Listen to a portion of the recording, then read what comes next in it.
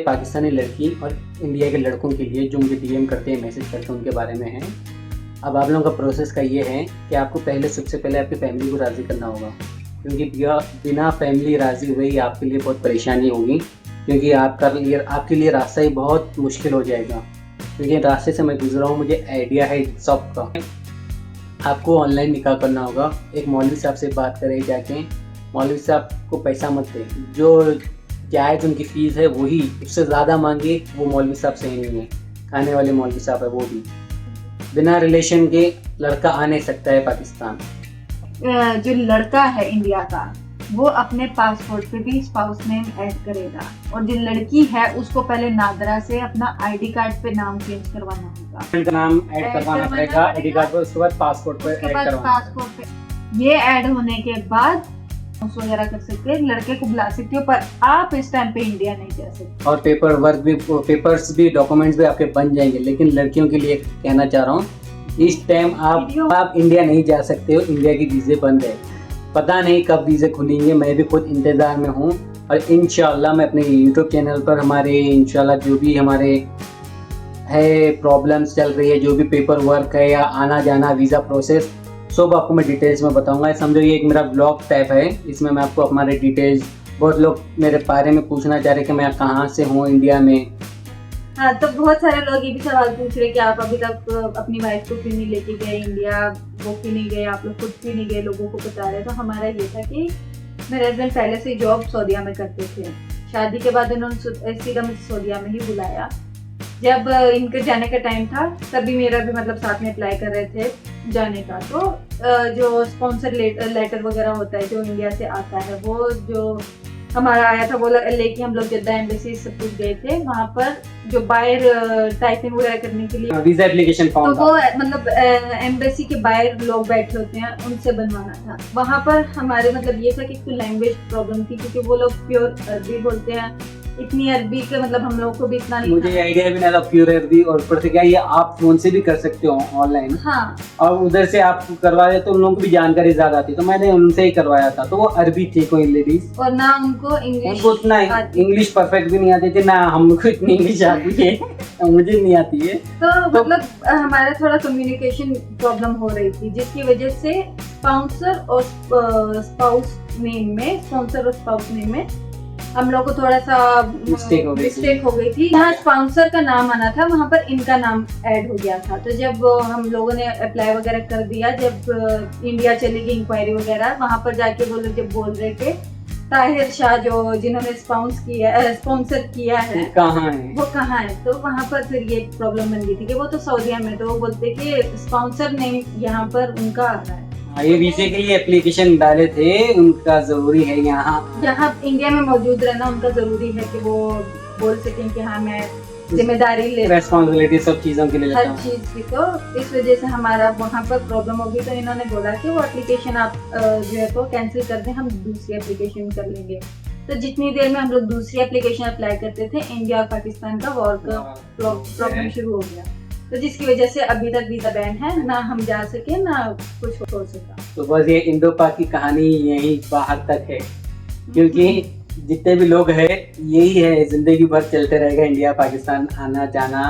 एक जगह का भी बहुत मुश्किल है, अल्लाह ताला आसानी करे। आने वाले टाइम पे इंडिया वीज़े जल्द से जल्द खोल दे, और जल्द से जल्द जिसको नेशनलिटी देना दे दे।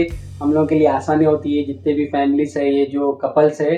मैं तो दुआ यही करता हूँ मेरी वीडियो पहुँचा दो आप लोग का लाइक्सों में, कि हुकूमत तक पहुँच जाए कि भाई हम लोगों का क्या कसूर है, हम लोग इतना वेट कर रहे हैं, जल्द से जल्द वीज़ा खोल दे, हम लोगों के लिए आसानी कर दे। क्योंकि हज़ारों लाखों लोग हैं जो कपल्स है, जो इंतज़ार कर रहे हैं, दूसरे से बिछड़े हुए हैं। चलो जो पैसे वाले वो तो अफोर्ड कर लेंगे कहीं थर्ड कंट्री में रह के या कुछ भी है। जो गरीब है, जो ना उतना अफोर्ड नहीं कर सकते, उनके लिए बहुत परेशानी है, कहाँ वो कैसे रहेंगे। तो आप लोग ये चीज़ों को अलग ही रखें, जो भी आप लोगों के हुकूमतों के बीच में है। पर हम कपल्स को, जो मैरिड लाइफ है, जो बच्चे हैं, जो भी है, सबको अलग मत करें। मैं आप लोगों से रिक्वेस्ट करता हूँ, हुकूमतों से, दोनों। बस इंशाल्लाह आप लोग ऐसे ही सपोर्ट करते रहे हमें हमारे यूट्यूब चैनल पर। और एक बात है, पाकिस्तानी लड़की इंडिया का लड़का है, अगर वो लोग एक दूसरे पाकिस्तान इंडिया में नहीं जाना चाह रहे, तो वो लोगों का थर्ड प्रोसेस ये है कि अगर आप लोग थर्ड कंट्री में कहीं गए, सऊदी, दुबई, कतर या यूरोप में, जो अफोर्ड कर सके। अगर यूरोप में गए बोले तो आप लोगों के लिए और भी आसानी है, वहाँ तो रह सकते सालों साल। अगर यूरोप गल्फ में हो तो गल्फ का ये प्रोसेस है, आप दोनों के दोनों वर्क वीज़े पे रहना ज़रूरी है। कोई विजिट वीज़े पे आएंगे करेंगे, विजिट वीज़े पे नहीं हो सकता है पेपर्स वगैरह का काम। सीधा आपको वर्क वीज़ा रहना चाहिए दोनों के पास, तभी आप लोगों का कामा जो रेसिडेंसी जो होता है पास, इकामा जो सऊदीया का होता है, जो वर्क परमिट का कार्ड होता है, वैसे गल्फ में भी होता है उनके और भी, तो वो आप दोनों के पास रहेंगे तो आप लोगों के लिए निकाह करना इजी है। खाली सिर्फ घर के इंडिया और पाकिस्तान के उधर से परमिशन लेटर चाहिए होगा, जो एम्बेसी से, या समझो एफिडेविट होगा, एफिडेविट लेके बस एम्बेसी से स्टैम्प मार के दे देना, या तो ऐसे भी हो जाएगा, कोई मसला नहीं है। मैंने ट्राई किया था। बहुत सारे लोगों का ख्याल ये है कि हम लोग लड़की को, मतलब लड़के सऊदीया में है, लड़की इंडिया या पाकिस्तान की है, तो बुलाकर यहाँ पर उम्र वीजे पे बुलाकर हम लोग यहाँ पर निकाह कर लें। वो आपका शर्म निकाह तो हो जाएगा, पर यहाँ पर पेपर वर्क में उम्र वीजे पे या विजिट वीजे पे कहीं थर्ड कंट्री में जाके हम निकाह करें, इम्पॉसिबल है ये चीज़ें, क्योंकि जब तक आपके डॉक्यूमेंट्स कंप्लीट नहीं रहेंगे, आप लोग यहाँ रजिस्टर ही नहीं हो सकते, ना एम्बेसी में जाके रजिस्टर करा सकते हो निकाहनामा, ना कहीं भी। तो आप लोगों को अगर थर्ड कंट्री में लेके करना है निकाह, तो दोनों को वर्क परमिट चाहिए होगा, जो इकामा बोलते हैं। सऊदी में हम इसलिए बता रहे, इकामा होना पड़ेगा दोनों का। जब इकामा होगा तभी आप लोगों का आगे का प्रोसेस होगा। दोनों कोर्ट में जाके मैरिज कर सकते हो। फिर जब आपको सऊदी में मैरिज सर्टिफिकेट मिल जाएगा, वो मैरिज सर्टिफिकेट लेके जाके एम्बेसी में जाके दोनों के दोनों अपने पासपोर्ट में नाम ऐड करवा लें, आराम से यहाँ से सऊदीया से पाकिस्तान चले जाए, चाहे लड़की हो या लड़का हो।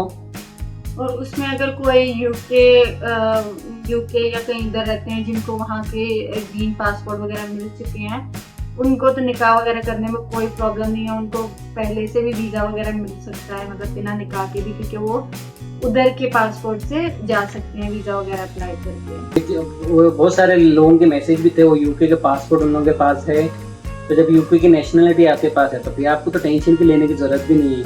आप आराम से आप लोग शादी कर सकते हो बिना टेंशन के। और लड़का अगर पाकिस्तानी लड़का हो या लड़की हो जिसके पास पासपोर्ट अगर बाहर कंट्री का है, उनके लिए भी कोई मसला नहीं है, आप जा सकते हो। मेरा कहना है किसी के लिए कोई मसला नहीं है। इंडिया की हुकूमत इतनी ख़राब नहीं है जितनी आप लोगों ने बना दिया है। मैं खुद जाकर आया हूँ इंडिया, कहीं कुछ भी प्रॉब्लम नहीं है। तो आप लोगों को भी वही बता रहा हूँ, कोई प्रॉब्लम नहीं है, बस ये लोगों के वहम है कि ऐसा हो जाएगा वैसा हो जाएगा। हज़ारों लाखों लोग हैं जो आए गए हुए हैं, तो बस यही है आप लोगों का प्रोसेस इंशाल्लाह। और भी क्या था प्रोसेस, हाँ, फिर आप लोगों का भी निकाह हो जाएगा। फिर यहाँ से आप एम्बेसी में अप्लाई करें, पाकिस्तान जाना है पाकिस्तान जाए, इंडिया जाना है इंडिया। लेकिन इस टाइम इंडिया के वीज़े बंद है। इंडिया के वीज़े जब ऑन हो जाएंगे आप लोग चले जाना, और साथ में मैं भी लेके जाऊँगा अपनी बेगम को।